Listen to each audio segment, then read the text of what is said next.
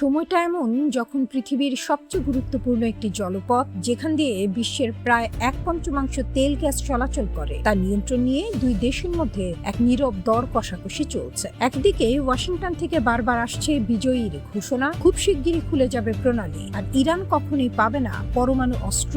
অন্যদিকে তেহরান নীরবে বসে নেই। যুদ্ধ, বিমান হামলা আর অর্থনৈতিক অবরোধের পরও ইরান হাতে রেখেছে এমন এক তাস যা রাতারাতি বদলে দিতে পারে পুরো অঞ্চলের ক্ষমতার সমীকরণ।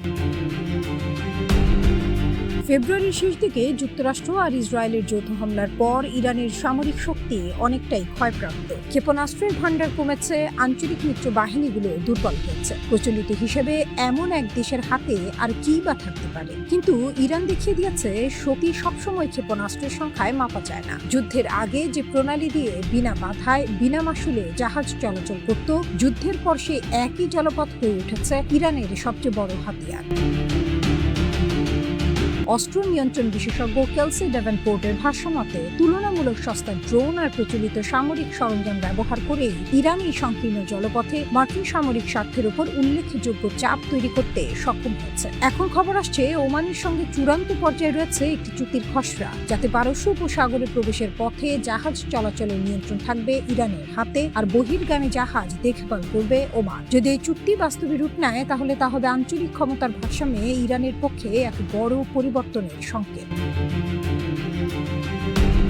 পরমাণু প্রশ্ন, হুমকি না কূটনৈতিক তাস?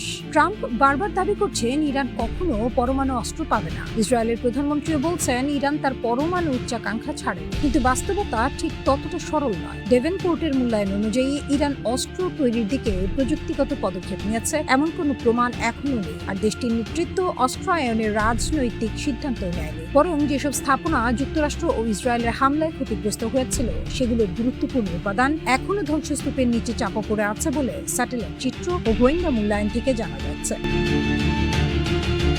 তবে এটাও সত্যি, যুদ্ধ ইরানের ভেতরের সেই অংশকে শক্তিশালী করেছে যারা মনে করে পরমাণু অস্ত্রই একমাত্র নিরাপত্তার নিশ্চয়তা। আবার আরেকটি অংশ এখনো বিশ্বাস করে পরমাণু কর্মসূচিতে ছাড় দিয়ে অবরোধ থেকে মুক্তি পাওয়াই দেশের পুনর্গঠনের জন্য বেশি লাভজনক। এই দুই ধারার টানাপোড়েনের মধ্যেই দাঁড়িয়ে আছেন ইরানের নতুন সর্বোচ্চ নেতা, যার সিদ্ধান্তই শেষ পর্যন্ত ঠিক করবে দেশটির পথ।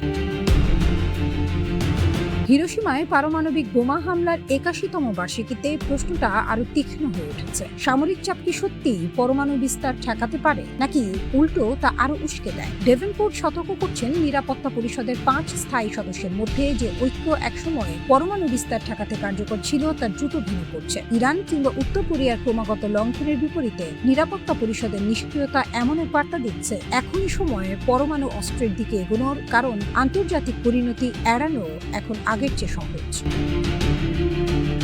আরও একটি বিষয় লক্ষণীয়, আন্তর্জাতিক আইন লঙ্ঘন করে ইরানে হামলার সিদ্ধান্ত যুক্তরাষ্ট্রের বিশ্বাসযোগ্যতাকে প্রশ্নের মুখে ফেলেছে। এতে অন্য দেশগুলো ভবিষ্যতে ওয়াশিংটনের সঙ্গে পারমাণবিক বিস্তার বিরোধী আলোচনায় বসতে দ্বিধাগ্রস্ত হতে পারে।